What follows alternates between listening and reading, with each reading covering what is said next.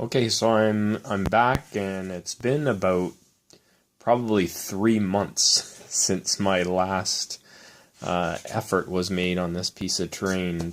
But I found that I was short on some of the Hurst blocks that I was going to use on the stairway, so I ended up getting out my 2 Hurst molds that I own, and I'm casting up some more blocks. So these are dry now, and you can see how I've smoothed this off. When you pour these, I'm basically just using a pot like this to mix my plaster in, and I'm just using an art plaster, which isn't the best material for this, but it's what I have, so that's what I'm using.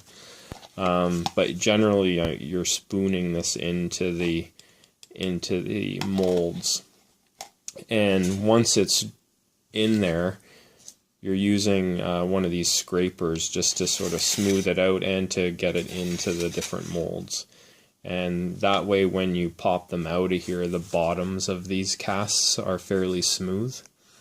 Otherwise, if you get big lumps on the bottom of these, you'll have to get out a piece of sandpaper, which you see I've done a little bit of here, and lay it flat and just sand those bumps off. But it creates quite a bit of mess to do that, so just getting this out saves a whole bunch of that. So anyone that hasn't ever seen these Hurst molds before, each mold usually will build one structure. I think this mold is number 54, which builds a Gothic church.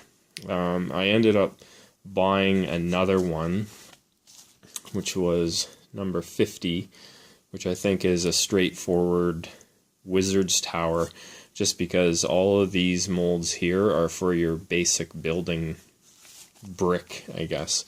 And you can see this one here, it only has actually 2 of them, and then these are sort of half-size ones. So in order to build this Gothic church, which is it's quite like a large piece of terrain, you would need to cast this, I don't know how many dozens and dozens of times, just because you only have these 2 building blocks here. So having this other one saves a lot of molding that way. But these are rubber molds, and they're an amazing product, really. They're fairly expensive. I think right now they're about $35 US each. But if you use them frequently, they're a really good buy. So these are cast, and you can see they pop out quite easily. Just pop these out like that.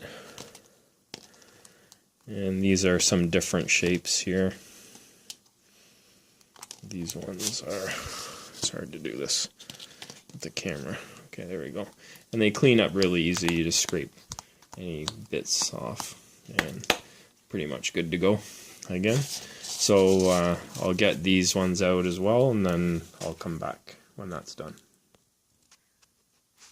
Okay, so I've popped all of those blocks out of the molds, and you can see the little pile of bricks and stuff that I've got there, and I can add that to what I already had left, and hopefully I'll have enough to finish this off. So let me back up a bit here.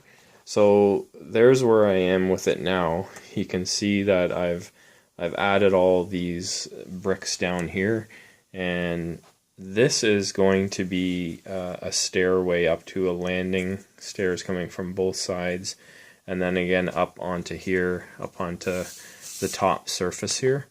And up on here is where I'm going to be putting my Osgiliath ruins set, and I think I have sort of started putting some together, and you can kind of get an idea, sort of that's where that one's going to go, so it'll give you an idea of the scale. I think I've got a miniature here as well, so give you a bit of an idea of the scale there. Sort of the lighting's not the best here, and so this guy will work out well for these stairs are like an inch, so I'm hoping that's gonna work out okay.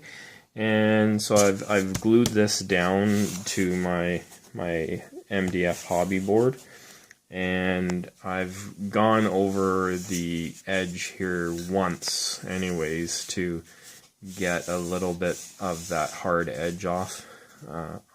I've gone all the way around. Can't really see it too well. In a couple areas I've taken out a bit of a chunk. That's using my really old battery operated foam cutter that I've had for probably 20 years. Always been meaning to get a new electric one, but that old one still seems to work okay. So that's where I am with it right now, and I'm going to finish this stairway up, and in front here I'm gonna be putting more of these here, and I'll build this up to create, there'll be a sort of a little wall across the front somehow there. And you get with these molds, there's lots of different sizes and pieces, different shapes. Like this is like a little cap piece that I could use to put on top of this railing here. Put a bunch of them, so it gives it a little bit of a finished look.